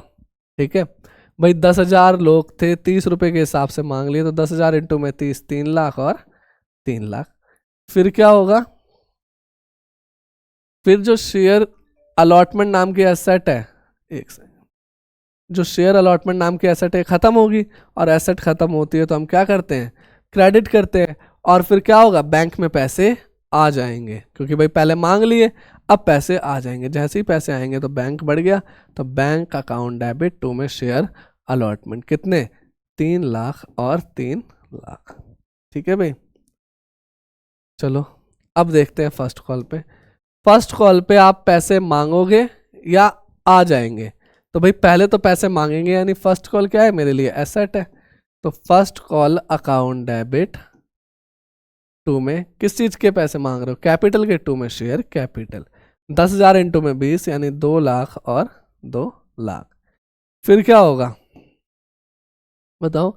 बैंक में पैसे आएंगे, हाँ, बैंक अकाउंट डेबिट टू में शेयर फर्स्ट कॉल, एसेट खत्म फर्स्ट कॉल नाम की, 2 लाख और 2 लाख।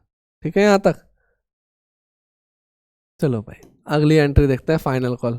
पहले पैसे मांगोगे तो आप एंट्री करोगे share final call account debit to में शेयर कैपिटल, और फिर क्या होगा भाई? बैंक में पैसे आ जाएंगे, तो फिर से बैंक अकाउंट डेबिट टू में शेयर फाइनल कॉल। ठीक है, इसी तरीके से आप एंट्रीज करते हुए चले जाओगे। 2 लाख 2 लाख और 2 लाख 2 लाख। 2 लाख कैसे आए? 10,000 इंटू में 20। ठीक है, तो ये एंट्रीज हैं, आपको फॉर्मेट के अंदर करनी है। ठीक है, तो चलिए भाई आगे चलते हैं। अब कह रहा है कि भाई शेयर इशूड प्रीमियम पे कैसे होंगे? देखो प्रीमियम होता क्या है? जब आप 100 वाला शेयर 100 से ज्यादा पे बेच देते हो, यानी कि 105 या 101 पे भी बेचा, तो जितना आपने ज्यादा लिया वो क्या है? प्रीमियम है। ठीक है, जितना आपने ज्यादा लिया वो क्या है? प्रीमियम है। ठीक है, याद रखना प्रीमियम किसे कहते हैं? जब भी आप एक्सेस अमाउंट ले लेते हो फेस वैल्यू ऑफ शेयर से, उसे प्रीमियम कहते हैं। जैसे मान लो फेस वैल्यू 10 रुपये और आप उस शेयर को 60 रुपये का बेच रहे हो, और पब्लिक 60 रुपये में खरीद भी रही है, यानी कि 50 रुपये का वो क्या पे कर रही है? प्रीमियम को पे करा जा रहा है। ठीक है, तो देखो लिखा हुआ है शेयर में be issued at an amount more than the face value और नॉमिनल वैल्यू ऑफ शेयर्स, मतलब वही कि जो फेस वैल्यू उससे भी ज़्यादा पे शेयर इशू हो सकता है। That excessive amount is called the share premium and is credited to security premium account या सिक्योरिटी प्रीमियम रिजर्व अकाउंट। ठीक है, तो ये कहाँ पे क्रेडिट होता है? सिक्योरिटी प्रीमियम रिजर्व में जाके क्रेडिट होता है। अब देखो रिजर्व आ गया, यानी लाइबिलिटी है, और लाइबिलिटी बढ़ती है तो हम क्या करते हैं? क्रेडिट करते हैं। ठीक है, लाइबिलिटी बढ़ती है तो हम क्या करते हैं? क्रेडिट करते हैं। तो देखो आप लिख लो अपनी कॉपी में, या फिर हमेशा के लिए याद कर लो, कभी भूलना मत इस चीज़ को। जब भी आप शेयर इशू करते हो तो बैंक वाली एंट्री में प्रीमियम नहीं आएगा। बैंक वाली एंट्री में टोटल अमाउंट आएगा जो अमाउंट आना चाहिए, ठीक है। बैंक वाली एंट्री में हमेशा टोटल अमाउंट आएगा। जब आप उसको डिस्ट्रीब्यूट करते हो ना कि भाई ये शेयर कैपिटल के लिए मांगा है, वहीं नीचे आप एक और लाइन में डिस्ट्रीब्यूट करोगे कि ये अमाउंट मैंने सिक्योरिटी प्रीमियम रिजर्व के लिए मांगा हुआ है, ठीक है। तो चलो भाई मैं एक एग्जांपल बनाता हूँ, उसी को हम फॉलो करेंगे। हर कॉल पे मैं प्रीमियम लेने की कोशिश करूंगा। तो देखो 1000 शेयर है, 100 रुपये ईच, ठीक है। उससे मांगा गया 40 रुपये अप्लीकेशन, 50 रुपये अलॉटमेंट और 10 रुपये फाइनल कॉल, ठीक है। अब जो प्रीमियम था वो 30 रुपीज़ का था, तो हर में आपने 10-10 रुपये प्रीमियम के मांग लिए, ठीक है। यानी कॉल कितने की होगी, 20 रुपये की, ये 60 रुपये की और ये 50 रुपये की। इसकी आपसे वो जनरल एंट्री की डिमांड करेगा। तो हम केवल पहले अप्लीकेशन टाइम की एंट्री करते हैं। अप्लीकेशन पे पहले पैसे आएंगे फिर मैं शेयर को दूंगा, ठीक है। तो पहले पैसे आएंगे तो मैं क्या करूंगा, बैंक अकाउंट डेबिट। तो भाई बैंक में पैसे आ गए तो बैंक अकाउंट डेबिट। टू में किस चीज के पैसे आ रहे हैं, अप्लीकेशन के, तो टू में शेयर अप्लीकेशन। कितने रुपए आएंगे भाई, 40 कैपिटल के आएंगे, 10 प्रीमियम के आएंगे, तो टोटल तो 50 ही आएंगे बैंक में। तो 50 से एंट्री होगी, 1000 इंटू में 50, कितना हो गया 50,000, 50,000 बीइंग एप्लीकेशन मनी रिसीव्ड, ठीक है यहाँ तक। अब इसके बाद क्या करोगे भाई, एप्लीकेशन नाम की लाइबिलिटी को खत्म करोगे, तो share application account debit, to में शेयर कैपिटल और टू में सिक्योरिटी प्रीमियम रिजर्व। अब देखना क्यों करा ऐसा, एप्लीकेशन नाम की लाइबिलिटी खत्म, तो लाइबिलिटी कम होती है तो हम क्या करते हैं, डेबिट करते हैं।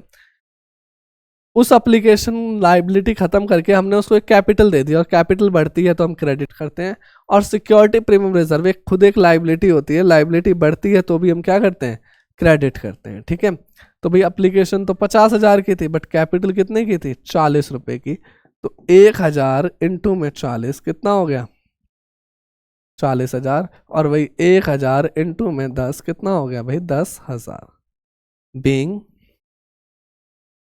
Application money transfer to capital and reserve account, ठीक है। तो एक बार इसे देखो जल्दी से, फिर आगे बढ़ते हैं, ठीक है भाई। अब हम देखेंगे कि अलॉटमेंट के टाइम पे कैसे शेयर को इशू करा जाता है।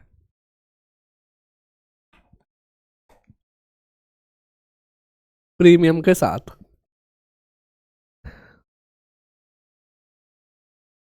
तो देखो पहली बात है कि अगर देखो मैंने जो एग्जाम्पल बनाया, ये जो एग्जाम्पल बनाया है, इसमें मैंने बताया कि एप्लीकेशन पे इतना प्रीमियम है, अलॉटमेंट पे इतना प्रीमियम है, फर्स्ट कॉल पे इतना प्रीमियम है। अगर मैं आपको सेम एग्जाम्पल दूं कि भाई 1000 शेयर थे, 100 रुपये ईच, 40, सॉरी एक सेकेंड, कितने थे, 50 रुपये, 60 रुपये, 20 रुपये, और उसने कहीं नहीं बताया प्रीमियम कहाँ पे है। तो आपको भी दिमाग नहीं लगाना, उसने कहीं नहीं बताया तो मैं सारा का सारा प्रीमियम अलॉटमेंट पे ले लूंगा। 30 रुपये का प्रीमियम है तो बचे हुए 30 रुपये क्या होंगे, कैपिटल के होंगे, ठीक है। तो सारा का सारा प्रीमियम कहाँ पे ले लूंगा, अलॉटमेंट पर ले लूंगा। बट हमारे एग्जाम्पल में दिया हुआ है तो भाई मैं अलॉटमेंट इसी एग्जाम्पल से करता हूँ। तो उसने कहा था भाई 1000 शेयर, 50 रुपये की अलॉटमेंट और 10 रुपये का क्या था, प्रीमियम था। इसकी जनरल एंट्री करके दो। तो देखो अलॉटमेंट के टाइम पे तो हम क्या करेंगे, पब्लिक से पैसे कंपनी मांगेगी तो पहले मांगने की एंट्री करेंगे। शेयर अलॉटमेंट एसेट है, एसेट बढ़ती है तो क्या करेंगे, डेबिट। टू में शेयर कैपिटल, उनको भाई कैपिटल दे दो, और 10 रुपये किस चीज के लिए आ रहे हैं, सिक्योरिटी प्रीमियम रिजर्व के लिए आ रहे हैं, ठीक है। तो भाई शेयर अलॉटमेंट 1000 शेयर से आप 60 रुपये मांग रहे हो तो कितना हो गया, 60,000। कैपिटल 1000 शेयर से 50 रुपये मांग रहे हो, कितना हो गया, 50,000। 1000 शेयर से 10 रुपये मांग रहे हो, कितना हो गया भाई, 10,000, ठीक है। फिर क्या करोगे, अलॉटमेंट को मांग लिया आपने, पब्लिक इसको पैसे दे देगी, तो जैसे ही पैसे देगी तो बैंक अकाउंट डेबिट, टू में शेयर अलॉटमेंट, ठीक है। कितने मांगे थे, 60,000, कोई गड़बड़ नहीं है तो 60,000 और 60,000, ठीक है। तो अगर आप इसको पढ़ोगे, if the question is silent as to when the premium is received it is assumed that the amount of the security premium reserve is collected along with the allotment money. तो ये किस में जा रहा है? अलॉटमेंट मनी में। अब मैंने जैसे ही प्रीमियम का कॉन्सेप्ट शुरू हुआ था तो मैंने आपसे कह दिया था कि भाई हमेशा ध्यान रखना बैंक वाली एंट्री में अलॉटमेंट नहीं आया, वो सॉरी प्रीमियम नहीं आएगा। तो देखो यहाँ कहीं बैंक वाली में प्रीमियम आया नहीं, बट वैसी एंट्री में आ गया। यहाँ कहीं बैंक वाली में प्रीमियम आया नहीं, बट वैसी एंट्री में आ गया। ठीक है, ध्यान रखना इशू के केस में, री इशू के केस में आ सकता है, इशू के केस में एसपीआर हमेशा बैंक वाली एंट्री में नहीं आता है। ठीक है, चलो भाई फर्स्ट कॉल और फाइनल कॉल पे कैसी एंट्री होगी? तो हमारे एग्जांपल में फर्स्ट एंड फाइनल कॉल 10+10 की थी।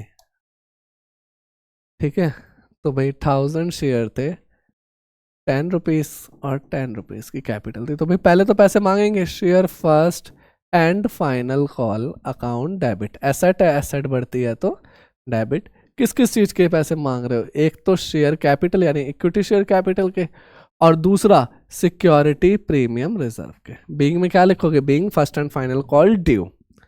तो भाई 1000 शेयर थे, 10-10 रुपए के हिसाब से आपने कितने मांग लिए? 20 रुपए। कितना हो गया? 20,000।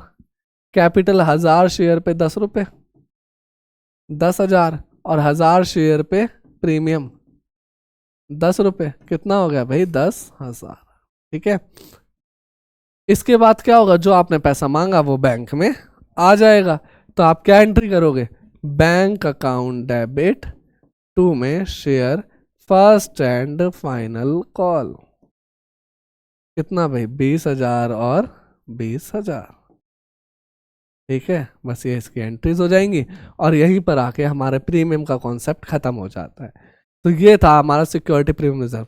अगर क्वेश्चन ने डिस्ट्रीब्यूट करने को बोला है कि भाई 10 रुपये यहाँ, 10 रुपये यहाँ, 10 रुपये वहाँ, तो उसी हिसाब से मांगेंगे। क्वेश्चन अगर साइलेंट है तो सारा पैसा अलॉटमेंट पे मांग लेंगे।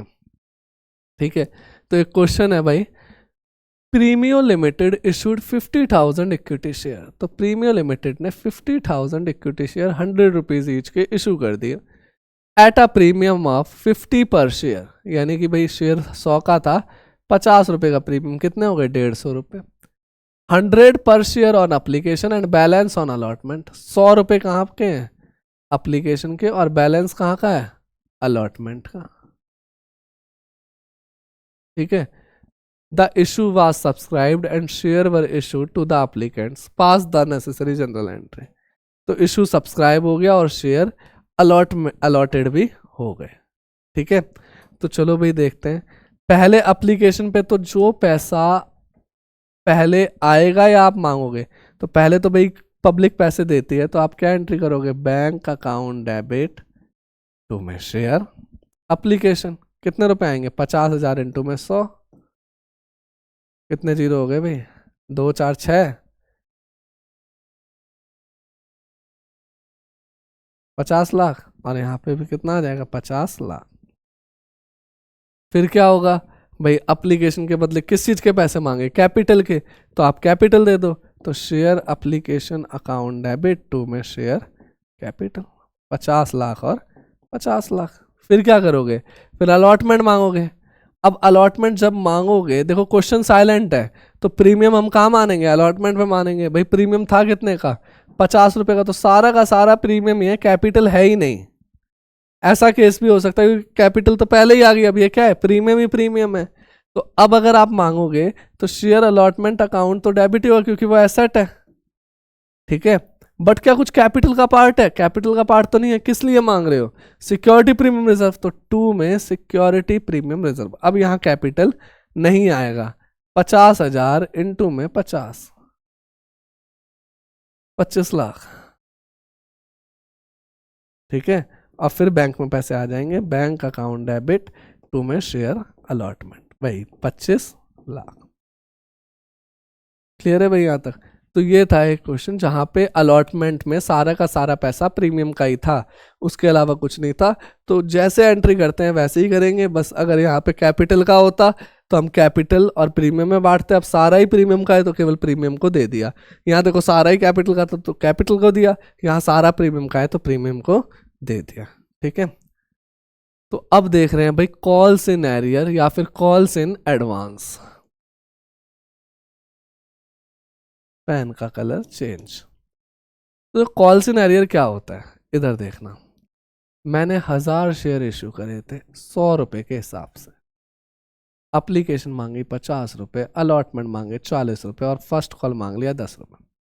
तो भाई क्या हुआ भाई, एक शेयर होल्डर था जिसका नाम सजल था और एक हमारे संजीव सर थे, SK सिंधु सर, जो इको पढ़ाते हैं। ठीक है भाई, अब जो सजल था उसने एप्लीकेशन मनी दी, संजीव सर ने भी एप्लीकेशन मनी दे दी। ठीक है, सजल ने क्या करा, अलॉटमेंट के टाइम पे पैसे नहीं दिए। ठीक है, तो अब जब पैसे नहीं दिए तो इसको कहते हैं कॉल्स इन एरियर। ठीक है, जब भी आपका कोई पैसा जो आप मांग चुके हो आप उसको पे नहीं करते तो उसे एरियर या फिर आउटस्टैंडिंग के नाम से जाना जाता है। जैसे आपका इलेक्ट्रॉनिक मतलब इलेक्ट्रिसिटी बिल आता है तो उसमें लिखा होता है एरियर्स ऑफ दिस अमाउंट, मतलब कितने का एरियर है, कितना खर्चा आप कर चुके हो जिसकी पेमेंट नहीं करी। तो इस सजल ने क्या करा भाई, ये अलॉटमेंट नाम की पेमेंट नहीं करी, तो ये क्या हो गया, कॉल्स इन एरियर हो गया। अब इधर देखना, जब हम सजल की एंड मतलब जब हम अलॉटमेंट की एंट्री करेंगे तो बैंक अकाउंट डेबिट, अब मान लो सजल के पास 100 शेयर थे और संजीव सर के पास 200 शेयर थे। ठीक है, तो बैंक अकाउंट डेबिट 1000 हमने टोटल इशू करे, बट 100 ने तो पैसे ही नहीं दिए। ठीक है, तो जब 100 ने पैसे ही नहीं दिए तो क्या होगा, 900 शेयर के हिसाब से पैसे आ जाएंगे। ठीक है, और कॉल्स इन एरियर कितने का हो गया, कॉल्स इन एरियर हमारा 40 रुपए का हो गया। तो भाई 100 रुपए के हिसाब से 40 रुपए का कॉल्स इन एरियर और 900 रुपए के हिसाब से 40 रुपए आ जाएंगे। अलॉटमेंट थी कितने की, 1000 इंटू में 40। अब इसको रूल्स के हिसाब से देखना, बैंक आपकी एसेट है, एसेट बढ़ेगी तो डेबिट, कॉल्स इन एरियर जो पैसा आ सकता था वो आया नहीं यानी लॉस हो गया और लॉस बढ़ता है तो डेबिट। थर्ड चीज रेलेवेंट कॉल, हमारे में रेलेवेंट कॉल क्या थी, शेयर अलॉटमेंट, वो सजल ने दी नहीं तो भाई जो भी अलॉटमेंट थी वो कितने की थी, 40 रुपए की, तो 1000 इंटू में 40। इस तरीके से कॉल्स इन एरियर की एंट्री होगी। फिर से देखना, कॉल्स इन एडवांस में संजीव सर को लेंगे, उनके पास बाद में आएंगे। ठीक है, तो देखो सजल एक पर्सन है भाई, उसके पास 100 शेयर थे, उसने 50 शेयर क्या करा, मतलब कि एप्लीकेशन 50 रुपए की दे दी, उसके पास 100 शेयर थे, एप्लीकेशन 50 की दे दी, बट 40 रुपए की अलॉटमेंट नहीं दे पाया, तो इसको मैं क्या बोल दूंगा, एरियर बोल दूंगा। बट सजल के अलावा बाकी सब ने तो दे दिए, 900 वालों ने तो दे दिए, तो भाई बैंक अकाउंट डेबिट कर दूंगा 900 से, कितना आ जाएगा, 9 4 36 कॉल्स इन एरियर, आपके सजल ने नुकसान जो कराया वो 100 इंटू में 40, वो कॉल्स इन एरियर लॉस है, लॉस बढ़ता है तो डेबिट, और शेयर अलॉटमेंट जितने की थी उतने से आ जाएगी। तो हमेशा ध्यान रखना एरियर में इसी तरीके की एंट्री होगी। ठीक है, और वही बात अगर मैं एडवांस की करूं तो देखो same example, 1000 shares 100 rupees each, 50 rupees, 40 rupees, 10 rupees. तो भाई यहाँ पे SK सर है हमारे इको वाले, उनके पास तो भाई पैसे की कमी है नहीं, तो उन्होंने क्या करा, एप्लीकेशन दे दी, अलॉटमेंट भी दे दी, और जब अलॉटमेंट का टाइम आया ना तो कह रहे भाई पैसे फालतू हैं, लो फर्स्ट कॉल का भी यहाँ पर पैसा ले जाओ। ठीक है, तो ये क्या कर दिया भाई, उन्होंने एडवांस दे दिया, तो एडवांस तो मेरे सर पे एक लाइबिलिटी घूमने लगी, तो भाई उनके पास तो पैसा है, उन्होंने तो दे दिया। अब हम एंट्री क्या करेंगे, एंट्री 1000 शेयर के तो भाई 40 रुपए आए। ठीक है, अब इनके पास मान लो 200 शेयर हैं, प्लस 200 शेयर वालों के 10 रुपए और आ गए, है ना, 1000 के तो 40 रुपए आ गए और 200 शेयर वालों के 10 रुपए और आ गए, तो बैंक बढ़ गया इतने से, बैंक बढ़ेगा तो हम क्या कर देंगे, डेबिट कर देंगे। रेलेवेंट कॉल यानी कि हमारे टाइम पे तो अलॉटमेंट कितने की है, 40 रुपए, तो 1000 इंटू में 40 रुपीज, ये क्या कहाँ चला जाएगा, रेलेवेंट कॉल यानी अलॉटमेंट में चला जाएगा। और भाई सर ने एडवांस कितना दिया, 200 इंटू में 40 या 10 रुपए, तो भाई 200 इंटू में 10, ये कॉल्स इन एडवांस में चला जाएगा। लाइबिलिटी है, लाइबिलिटी बढ़ती है तो क्रेडिट। ठीक है, अब जब हम फर्स्ट कॉल मांगेंगे तो मांगेंगे तो सर से भी, क्यों, क्योंकि भाई हम नहीं चाहते कोई ऐसा पर्सन छूट जाए जिसको पैसे देने हो, तो भाई मांगते तो हम सबसे ही हैं। ठीक है, बट जब बैंक में पैसे आएंगे तो क्या लिखेंगे, bank account debit, but bank में एक बात बताओ, सर ने एडवांस दे दिया, क्या आप सर फर्स्ट कॉल पे भी पैसा देंगे, नहीं, तो अब 200 शेयर वाले तो पैसे देंगे ही नहीं, 1000 में से, तो कितने रुपए देंगे, कितने शेयर होल्डर पैसे देंगे, 800 रुपये, सॉरी 800 शेयर 10 रुपये के हिसाब से, यानी 8000 मेरे एप्लीकेशन में आ जाएंगे। ठीक है। कॉल्स इन एडवांस, जो पहले लाइबिलिटी हुआ करती थी, अब क्या हो गया, अब लाइबिलिटी खत्म हो गई, क्योंकि लाइबिलिटी यहीं तक थी, तो उसको क्या कर दिया, डेबिट कर दिया। 200 शेयर थे 10 रुपये के हिसाब से, कितना हो गया भाई, 2000। और भाई ये फर्स्ट कॉल कितने की थी, 200 सॉरी 1000 इंटू में 10, 1000 इंटू में 10, तो यहाँ पे 1000 इंटू में 10, कितना हो गया, 10,000। ठीक है। तो भाई अगर कोई एडवांस देता है तो भी झंझट है, और एरियर करता है तो भी झंझट है, तो इसको देख लो, एडवांस एक लाइबिलिटी के रूप में हमारे पास आती है, और एरियर एक लॉस के रूप में हमारे पास आ जाता है। ठीक है। तो चलो भाई एक क्वेश्चन देखते हैं, एक सेकेंड। अच्छा, अंडर सब्सक्रिप्शन तो हम अगली वीडियो में करेंगे। एक क्वेश्चन अंडर सब, अच्छा इसका कॉल सिनेरियो क्वेश्चन नहीं है इसमें, चलो अंडर सब्सक्रिप्शन ही देखते हैं फिर। तो under subscription of share, under subscription क्या होता है, जैसे मैंने 1 लाख शेयर इशू कर दिए, ठीक है, और जरूरी है कि भाई वो 1 ही लाख लोग अप्लाई करें, ऐसा तो जरूरी नहीं है कि भाई मैंने 1 लाख शेयर इशू करे तो 1 ही लाख लोग आ जाए। हो सकता है कि भाई लोग ज़्यादा आ सकते हैं, और हो सकता है कि भाई लोग कम भी आएंगे। ज़्यादा आएंगे तो कोई दिक्कत नहीं है, तो मैं क्या करूँगा, उनको भाई लौटा दूंगा। बट भाई कम आ गए तो मैं क्या करूँगा, तो कंपनीज एक्ट 2013 कहता है अगर 90% तक आपका सब्सक्रिप्शन होता है, यानी 1 लाख का 90%, यानी कि 90,000 रुपये, 90,000 शेयर्स अगर आपके पास आते हैं तो आप इशू कर सकते हो। बट अगर इससे भी कम आए तो आपको सारा पैसा रिफंड करना होता है। ठीक है।